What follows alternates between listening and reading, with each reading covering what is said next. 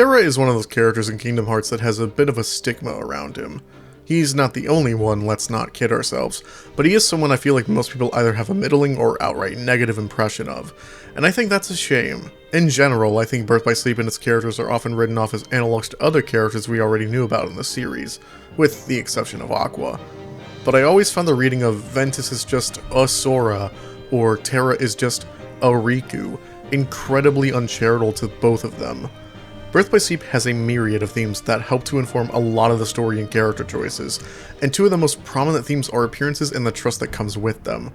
Terra, Aqua, and Ventus all show a different side to both those themes, though not all of them apply to BBS specifically.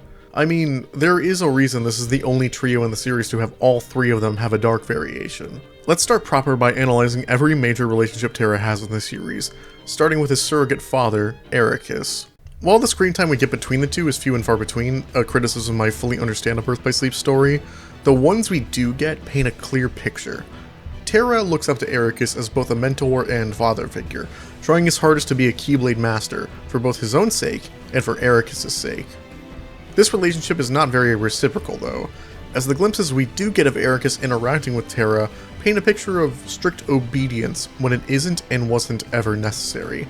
In this case, in terms of the darkness residing within Terra. I'd be surprised if the incident during the Marked Mastery was entirely isolated. It far more fits his patterns of behavior if this is something Terra had been working towards getting rid of for Eraqus' sake. And that repeated pattern of suppressing a side of yourself for the sake of your parent or guardian is, believe it or not, very, very toxic and can lead to a number of complexes. In Terra's case, it made him need to constantly prove to both himself and Eraqus that the darkness in his heart wasn't an issue, leading him to bottling that side of himself up to make himself more palatable. Then comes in a brand new influence, Xehanort.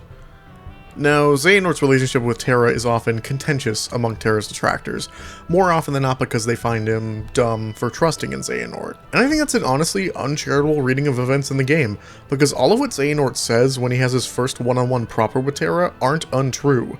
Eraqus is close-minded and would never accept Terra like he would Aqua. Darkness is not a wholly bad thing that needs to be purged. Which, at this point in the series, we have at least one character who is living proof that what Xehanort said is correct in the form of Riku. And Terra using darkness isn't necessarily a terrible thing. It helps that Terra himself was having similar thoughts, but couldn't properly wrap his head around why exactly Eraqus could have failed him if he knows darkness isn't wholly bad. And everything Xehanort uses to manipulate Terra is something set in place by Eraqus forcing his light makes right mindset on the man. After all, if you were unfairly judged for something you didn't have full control over, and then someone came along and literally took the words out of your thoughts about your situation, it makes perfect sense for you to confide in them. Not that Xehanort gave him much of a chance to confide, but there were a lot of things Terra wanted desperately to hear from Eraqus that Xehanort managed to say, trying to supplant him in Terra's mind as his default authority figure until his game was up after killing Eraqus. I think this is an interesting point in Terra's and Aqua's character specifically, which is the wholesale trust they have in their superiors. We've been over Eraqus already, and it makes sense both of them would trust their shared guardian, but Xehanort is an interesting case because the trust they have in him basically comes fully from Eraqus also fully trusting him, despite being scarred from a spat the two had about light and darkness. It goes to show a kind of pattern of behavior within this family. Eraqus gave Xehanort a second chance, and it bit him in the ass, and in turn that second chance also screwed over Terra and Aqua. Ventus was already kind of screwed from minute one with the whole Ventus thing, so I don't consider him a part of this cycle of behavior. I don't necessarily think it's a coincidence Terra manages to fight both Eraqus and Xehanort in his campaign. He has to work past both the initial judgment from Eraqus about him and his darkness, even using said darkness to defeat Eraqus, who, once again, was going to make a poor decision all because he allowed Xehanort that second chance, and overcoming the manipulation he got from Xehanort to show that he is his own person, and his character cannot be swayed that easily now that he's self-actualized. Except, Birth by Sleep is a tragedy, so Xehanort does technically win at the end of the day. But even then, the lingering will is quite literally Terra's self-actualization made into its own being, which is prefaced by one of the coldest lines in the series. Your body submits, your heart succumbs, so why does your mind resist? And Lingering Will does defeat Terra Xehanort, which wraps a neat little bow on Terra's journey past both Eraqus and Xehanort. Except, there are two other characters that should play a major factor in Terra's development. The two other characters on the box art of the game, not counting Mickey. Terra and Mickey have barely interacted in the series, which is a little insane, because Mickey gets moments with the two other Wayfinders. I guess that Star Shard just fucking hates Terra or something. Digressing aside, I'd like to take this time to not only go over the relationships Terra has with Ventus and Aqua, but also a bit of his upbringing, for as little we see of it. It is, I think personally at least, heavily implied that both Aqua and Terra have had an extremely sheltered childhood into early adulthood. It fits with Eraqus' character, and the only reason the trio go visit other worlds in Birth by Sleep anyway is because of the Unversed, a problem only Keyblade wielders could solve. There are some other clues, namely the two's response to meeting Ven for the first time. I always view this scene as the two of them finally meeting a peer for the first time, even if Ven is younger than the both of them, hence the bombardments with questions, and specifically one of the questions being about a Keyblade. Hell, the scene starts with the two of them training. Clearly they were both raised from, if not birth, early childhood to be Keyblade wielders and eventually masters, which makes Eraqus' narrow-minded dismissal of Terra during the Mark of Mastery sting a lot more. Terra's relationship with Ventus is quite honestly the less important one he shares between his other Wayfinders. Most of the things he does and says are more for Ventus' character than his own, being a figure Ven can look up to and aspire to be. I'd struggle to say Ven lives in Terra's shadow, but Ven might view it that way. Really, Ven's view is very childish, not so much as that he's necessarily immature, just that he has a very narrow worldview and can't see nuance very well. To him, Terra is just strong, but anybody with a larger understanding of how people function could see Terra feels very inferior and works hard to stop feeling that way, even if he rarely succeeds. Really, I find his relationship with Aqua far more interesting and worth exploring. Aqua's fatal flaw as a character directly interferes with her relationship with Terra, that being her unwavering faith and authority. Terra also has this problem, but it's far worse in Aqua's case. She never had any reason to doubt Eraqus like Terra did, so Xehanort couldn't manipulate her as easily, and she would follow his orders blindly, even if she knew it would hurt Terra or Ven. When she reveals to Terra that she had been keeping an eye on both him and Ven, per Eraqus' request, both of them are rightfully pissed at her. Terra more so, since Ven really does need somebody watching over him just because he's younger than the other two. But Terra had every right to be mad at Aqua in that scenario. She overstepped her boundaries and unfairly assessed the damage Terra had done to the worlds he visited. Damage that, mind you, was either non-existent or was entirely Xehanort's fault. I think this is kind of a microcosm of a grander point with the Wayfinder trio, that being all three of them are very ill-adjusted people.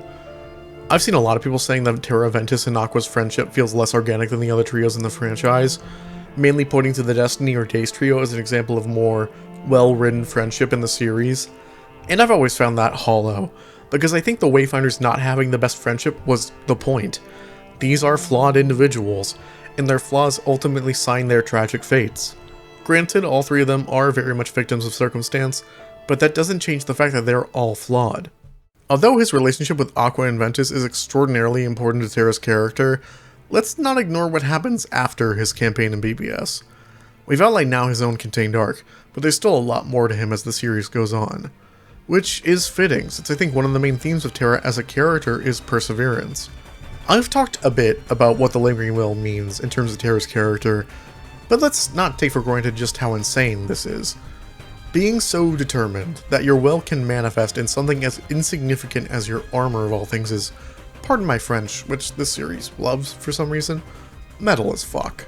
The incident with Sora finding the Lingering Will, while interesting and a great first glimpse into what might become Birth by Sleep, I don't think adds a whole lot to Terra as a character.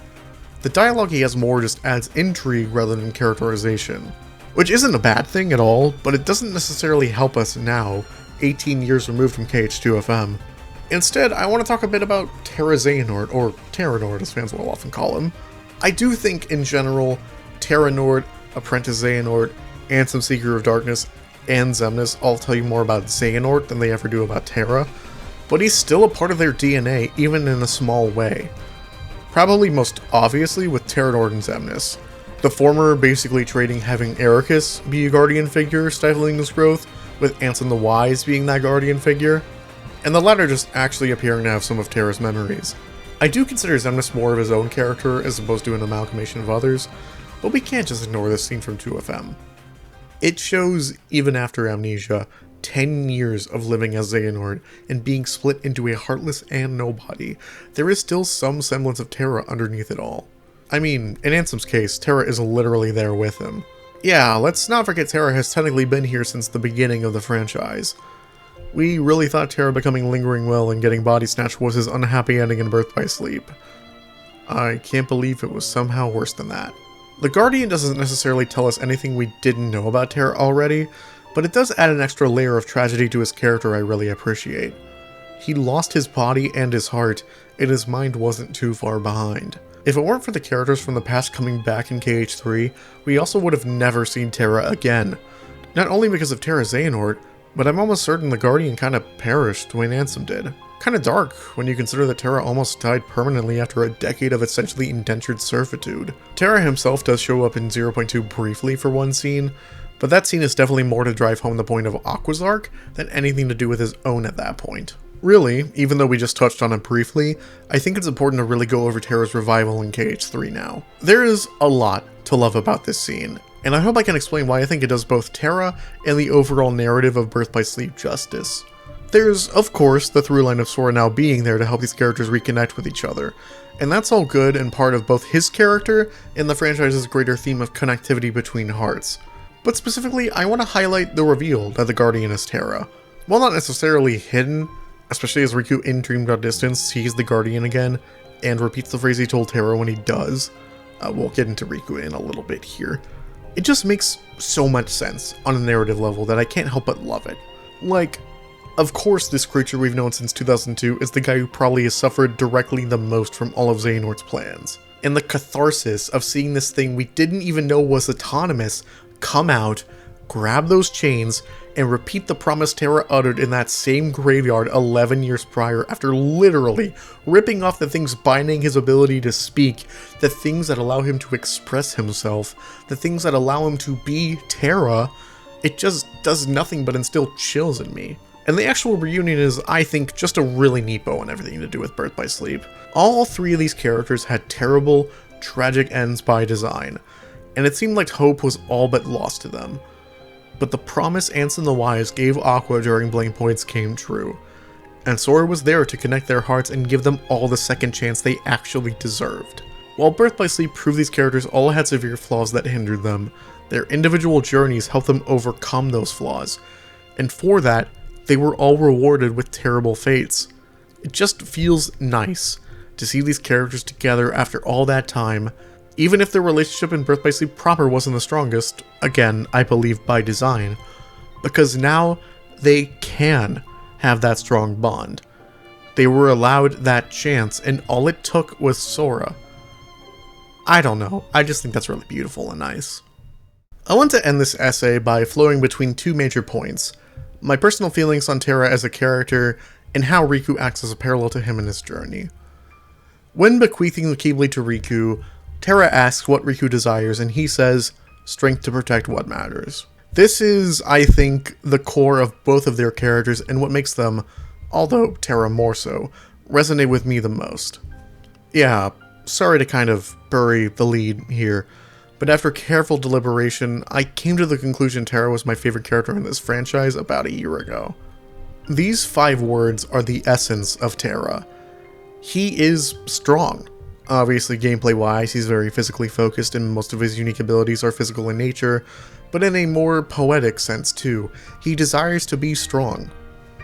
Initially, he wants to be strong enough to where he doesn't need darkness, but I think by the time he fights Eraqus and gives in to his dark impulses, he's realized that true strength comes from discipline and belief in his friends. Darkness is just a tool, and how it's used is dependent on the person. A revelation that cost him his autonomy, but that we know through Riku is true nonetheless. I stand by my assessment that Terra is not a Riku, whatever that means to you. He is his own character. But there are also a lot of clear parallels between the two. I mean, of our Guardians of Light, these are the only two who utilize darkness in a meaningful way. I think Terra saw a lot of himself in Riku, and probably related his relationship with Sora to that of his own with Ventus. Whether or not the whole Ven's heart was inside Sora resting adds anything to that, I can't really say. The main focus of this is that Terra definitely saw someone worthy of the Keyblade in his eyes in Riku, which is very interesting. It's not like there was an arrow gun to his head about that. It was fully his choice to bequeath the Keyblade to Riku. Maybe it was something as simple as him believing in the next generation. Or maybe the two of them really did just remind him of Venom himself. I think both interpretations hold a lot of merit. But no matter which way you slice it, this was definitely a decision motivated by emotion rather than logic. Unless the logic was, if the universe take over all worlds, then we'll need a Keyblade wielder. But even then, I sincerely doubt Terra would trust a literal 5-year-old with that responsibility. There is a not-so-hidden empathy Terra has for his friends and loved ones. I mean, that's part of the reason he was so quick to mistrust both Eraqus and Xehanort. It's that empathy, showcasing it in an unorthodox way in the series, combined with his perseverance, that make him have one of, if not my favorite stories in this franchise. And not to get too personal, but hey, relatable. There are a lot of layers of Terra in his story that I hope I've shown a light on. And hey, if you want, try replaying Birth by Sleep with all this stuff in mind. It might help you appreciate him and his writing more. But that's all for this video. See you next time. Bye! I'm not afraid of what the darkness holds now. Even if you do wrest control of my heart from me. Even if you cast me into the deepest, darkest abyss. You'll never sway me from the one cause that pushes me to keep on fighting. Whatever the cost, I'm ready to pay it.